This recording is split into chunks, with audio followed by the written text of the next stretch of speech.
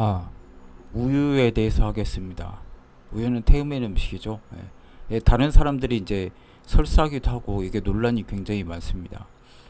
보통 이제 영양학이나 의료계 업계에서는 우유가 좋다고 완전 식품이라고 얘기하지만 실제로는 그렇지 않은 경우가 있죠. 유당불내증이라는 거 보면. 인터넷 보면은 다음 같은 내용이 있습니다. 누가 우유를 완전 식품이라 한다. 우유는 국 대신 먹을 수가 있습니까? 안 되죠. 찌개 대신 먹을 수도 없습니다. 술안주 대신 해장국으로도 마실 수 없고 과자 대신 먹을 수가 없죠. 그렇죠. 완전 식품은 뭡니까? 라면이었죠. 예.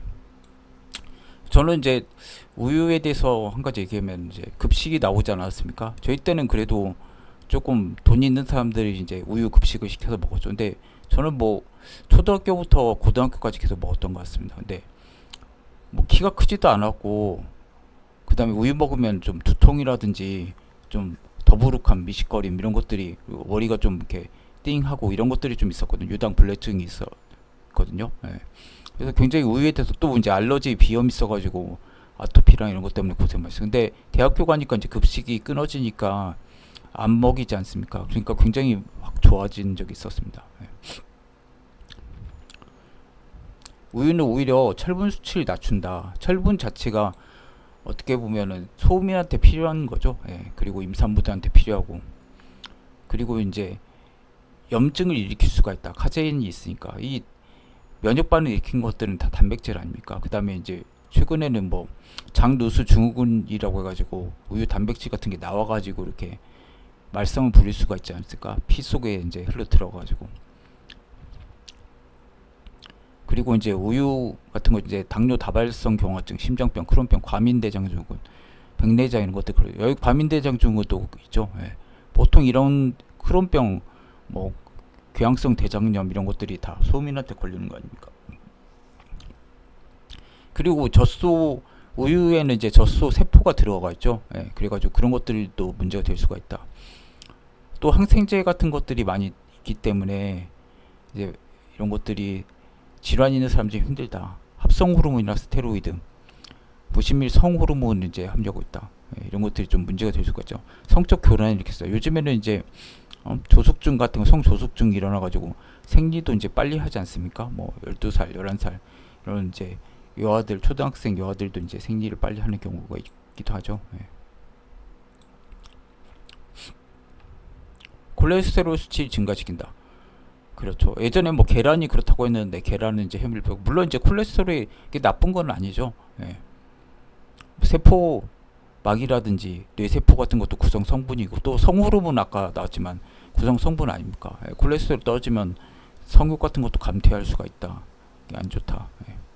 최근에 저 콜레스테롤에 대해서 뭐 너무 과하게 나쁘게 하고 콜레스테롤 약 먹지 않습니까? 콜레스테롤 약 참고로 말하면 다 태음인 약이고 다른 체질 먹으면 안 됩니다. 예.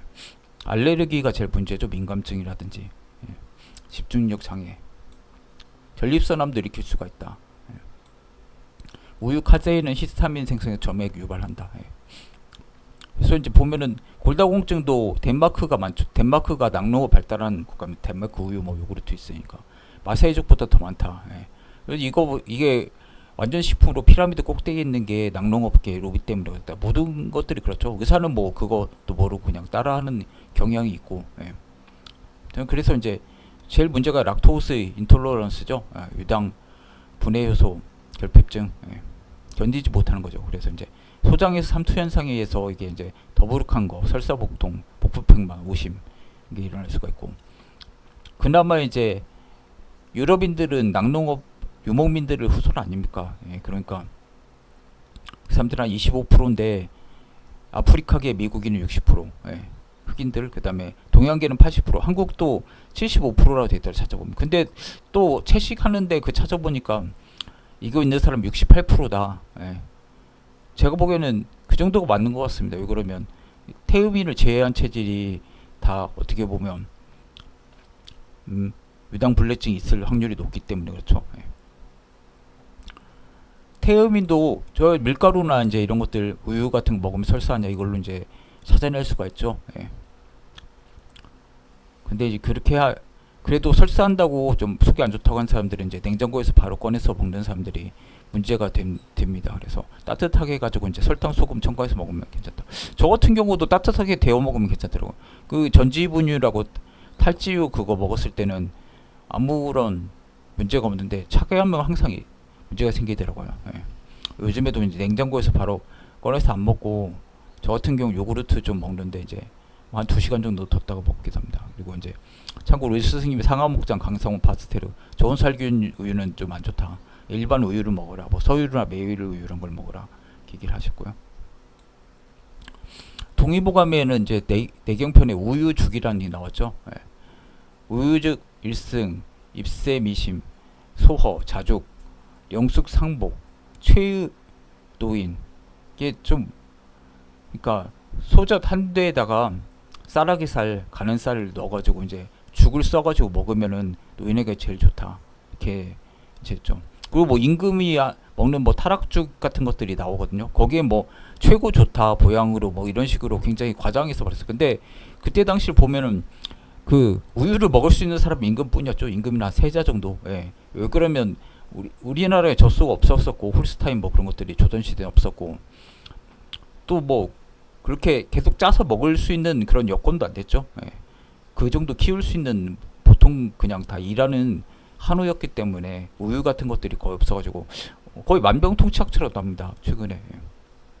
그래서 임현정과 차홍석의 조선 인조 질병관리 약죽이라는 편에는 타락죽이나 낙죽이라고 했었고 왕실에서 가장 진화된다, 진상된 거죠. 우유와 맵쌀 이용했고 8월 이후에 사용하는 것을 권하면서 봄과 여름철에는 조심해서 사용하거나 사용을 금했다. 우유는 성비가 다르고 평이해서 우유 대신 양의 젖을 사용했다. 양도 사실 조선에는 드물었죠. 우유는 폐경과 유경에 영향을 준다. 다 양명경이기도 하고 뭐 대장경이 하고 그렇죠. 그리고 동의보감 우유는 허리를 보호한다. 허리적인 건 이제 몸이 허약하고 파리하고 수척한 거, 익폐위, 폐장과 위장 좋다. 자음열, 음열을 보호한다. 음과 피를 보호해주고 진액을 보호한다. 물기를 이제 하고 그다음 윤대장, 대장 촉촉하게 한다. 그래서 이제 굉장히 좋은 보양식으로 나옵니다. 예. 근데 이게 그냥 못 먹어본 사람들이 그랬죠. 일반인들이 우유 먹었을까요? 조선시대나 뭐 중국 고대 사람 거의 먹은 역사가 없다고 생각합니다. 예. 그래서 이제 본초 비유에도 다음과 같이 이렇게 글이 나옵니다. 인조가 즐겨 먹었다고 하고 왕 정도는 먹었죠. 예. 그러나 뭐 쉽게 구할 수 있는 건 아니었다. 그렇기 때문에 효과가 굉장히 과대 광고가 돼 있다. 네, 그렇게 하시면 되겠습니다. 우유는 감비임에서 약간 한기다. 그러니까 지금 이게 어떻게 보면 소음인한테 안 좋죠. 예, 찬 기운 있는 사람. 우유는 위장을 윤택하게 해주고 열독을 풀고 허로를 보호하고 반유 열기역을 취한다. 반유란 건 약간 위암에 가까워서 이제 먹자마자 토하는 거죠. 열격 반유 자체가 원래는 태양인들이 많죠. 유가 건조하고 또 유가 차면은 빈 음식을 이제 소화시키지 못하죠. 갈지 못하니까. 그래서 기가 역상해가지고 반유가 생긴다. 바로 이제 토해버린 거. 조식모토, 모식조토라고 하죠. 아침에 먹은 건 저녁에 토하고, 저녁에 먹은 거 아침에 토하는 거죠. 예. 위에 좋다. 근데 사실 다른 태음인 말고는 다 위에 부담이 되는 거죠. 예. 그래서 기화열이 부족한 것이 근본이고 담음이 되고 식적이 되는 건 이제 근본이 아니라 겉가지라는 거죠. 예. 위가 마른 것은 이제 혀를 자양하고 진액을 생성하게 한다. 위가 차다는 것은 중초를 따뜻하게 하고 기를 조절한다고 하는데 따뜻하게 하지 않죠. 지금 우유가. 예, 차게 한다. 근데 또 냉장고에 넣어가지고 더 차게 하면 오히려 굉장히 해로울 수가 있다. 그 다음에 이제 이동원이 말하기를 상처가 토하는 것은 기 때문에 유리하는 것이다. 예. 그래서 이제 치료는 중초를 조화시키게 하고 기를 하강시키게 한다. 예. 그리고 중초가 토하면은 그것은 적에 유리해. 적이란 건 이제 적체된 거죠. 속에서. 물론 이제 그게 심하면 뭐 유암이나 종양, 양성종양 뭐 이런 것일 수도 있죠. 예. 그래서 치료는 기를 운행시키고 적을 소멸시키는데 하초가 토하는 것은 찬 것 때문이니까 치료는 중초로 은하게 하고 한기를 흩어지게 한다. 주단계 이쪽 이동원 주단계 동원사대가 아닙니까? 보토파하고 이동원은 그러니까 소화기를 조금 따뜻하게 해야 된다.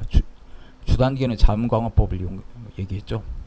주단계가 말하길 반유와 열격은 대변이 건조하고 결체하는 거니까 소화 양젖을 때때로 먹고 사물탕을 복용해야 된다. 예. 사람젖은 복용하면 된다. 근데 또 동의보감에 굉장히 사람젖에 대해서 그 인유에 대해서 지금 모유죠. 굉장히 좋게 나왔다. 뭐 장창이라는 사람이 먹어가지고 뭐 100살 넘게 살고 뭐 신선됐다. 뭐 이런 식으로 굉장히 과대포장이 되게 있습니다. 물론 이제 모유가 우유보단 좋죠. 유당 불내증도 없고 예. 면역 물질도 많이 초유에 특히 많이 들어가 있으니까 좋은 거죠. 예.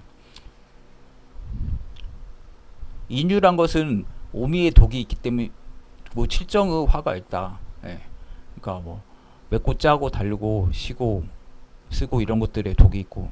왜 그러면 이제 모유를 예전에는 이제 유모를 시켜가지고 먹였죠. 부잣집 같은 경우는. 근데 이제 그 유모가 술을 마시거나 이제 화를 내거나 뭐 잘못되게 이제 뭐 조리를 잘못하는 경우에 뭐 매운 음식을 먹거나 그런 독이 뭐 약을 먹거나 이제 아이한테 가가지고 질병을 일으킨 경우가 있었다. 그렇기 때문에 이런 것에 대해서 굉장히 부정적으로 봤다. 예. 동의보감은 굉장히 훌륭한 음식이다. 뭐 완벽에 가깝다. 우유보다도 오히려 모유를 더 칭찬하고 동의보감이 보양편이 좀 정기신혈 그 편이 제일 앞에 있지 않습니까? 예, 내경편 거기에 굉장히 극찬을 하고 있다. 예. 나 왕강이 살편이 본초비의 저자죠. 열격으로 통하지 않으면 향기와 건조한 약을 복용하면 일시에만 상쾌하고 하지만 기를 파괴하고 혈을 건조하게 해서 빨리 죽게 한다. 우유가 좋다. 예. 우유는 좀 눅눅하고 좀 축축한 느낌이 있지 않습니까? 예, 그런 것들이 오히려 건조감을 없애고 좀 좋다. 그래서 조금 복육한만 못하다. 그런 것들은 맵고 이런 것들은 예, 건조한 것들은. 그래서 우유에다가 부추즙이라든지 생강즙, 묵은 술을 이제 가해가지고 먹으면 좀 좋다. 근데 태음인의 경우에는 이제 우유에다가 설탕 타야죠. 소금을 약간 타고 예, 그렇게 해서 먹어야 되고 따뜻하게 먹어야죠. 그리고 소음인 같은 경우도 따뜻하게 먹어야 되고 예. 태음인 같은 경우는 이제 밀가루도 좋은데 이제 호밀은 안 좋고 그다음 치즈 들어간 빵은 괜찮은데 버터 들어간 빵은 안 먹는 게 좋습니다. 소음인 같은 경우도 뭐 굳이 먹으려고 하면 따뜻하게 먹어야 되죠. 근데 원래 맞는 음식은 아니다. 우유가 예.